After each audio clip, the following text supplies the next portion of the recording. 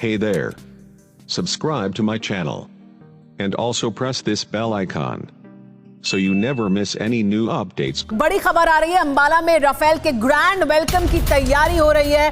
5 Rafale को दिया जाएगा वाटर सैल्यूट, ये जानकारी मिल रही है। वाटर सैल्यूट से होगा राफेल का ग्रैंड वेलकम।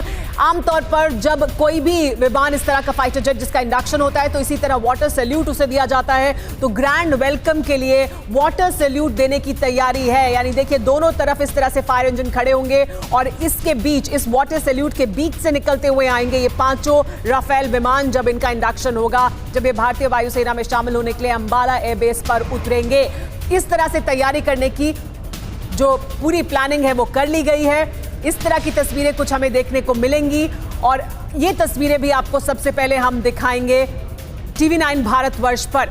मिग 27 को वाटर सैल्यूट देने की ये तस्वीरें हैं। राफेल को भी इसी तरह से वाटर सैल्यूट दिया जाएगा, उसकी तैयारी पूरी कर ली गई है अंबाला एयरबेस पर। ये देखिए, ये मिग 27 को वाटर सैल्यूट की तस्वीरें हैं।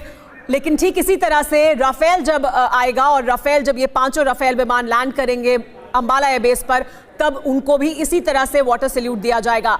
आमतौर पर ये ट्रेडिशन है, ये एक हमेशा से चली आ रही वायुसेना की एक